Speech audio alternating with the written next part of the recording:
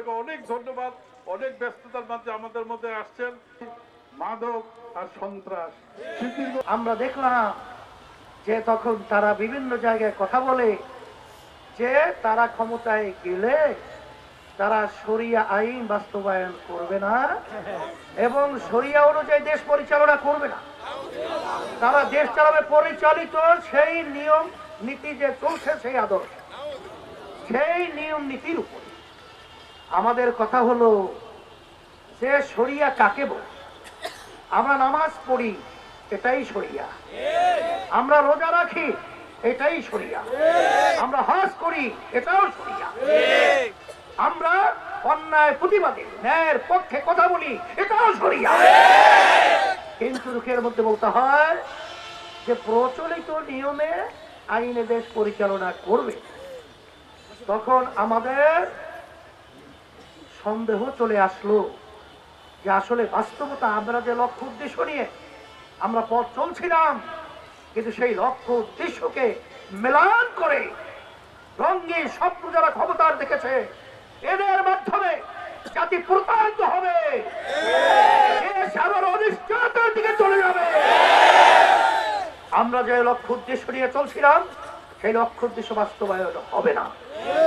আমরা দেখলাম যে আজকে আমাদের পাশের রাষ্ট্র ভারত, যে পাশের রাষ্ট্র বন্ধুত্ব সুলভ আচরণ, এটাই তো বাস্তবতা। কিন্তু ভারতের আচরণগুলো আমাদের দেশে বন্ধুত্বমূলক সূচক আমরা ইতিহাসে পাই নাই। কিন্তু আমরা দেখলাম গোপনে তাদের সাথে বৈঠক করে, সেটা নাকি একবার নয়, নিয়মিতের বলে একটা অংশ। আমরা দেখলাম বিভিন্ন জায়গায় যে তাদের কথা এবং তাদের চিন্তা যারা পরীক্ষিত বন্ধুদের সাথে এবং পরীক্ষিত সাথীদের সাথে প্রতারণা করতে পারে, এরা ক্ষমতায় গেলে বাংলাদেশের জনগণের সঙ্গে প্রতারণা করবে, এটাই হলো বাস্তবতা। এবং এরা যদি ক্ষমতায় যায় তখন এই দেশ নিয়ে আমরা যে চিন্তা করেছি, আপনার স্বপ্ন দেখেছি, তখন ইসলামকে আমরা আমাদের নিজের হাতেই জবাই করার সামিল হবে।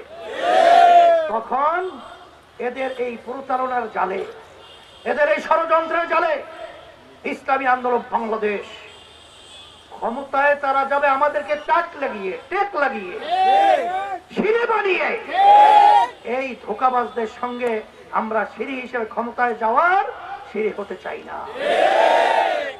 তখন ওই মুহূর্তে একা ইসলামী আন্দোলন বাংলাদেশ বের হয়ে আসা, এটা চারটিখানি কথা না। আপনারা যত সহজ মনে করছেন অত সহজ নয়।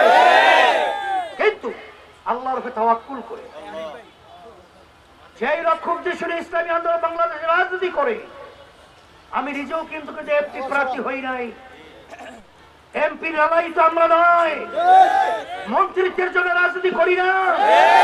আমরা রাজনীতি করে এই দেশের কল্যাণের জন্য, মানুষের কল্যাণের জন্য, ইসলামকে বুঝার জন্য, ইসলামকে বাস্তবায়নের জন্য।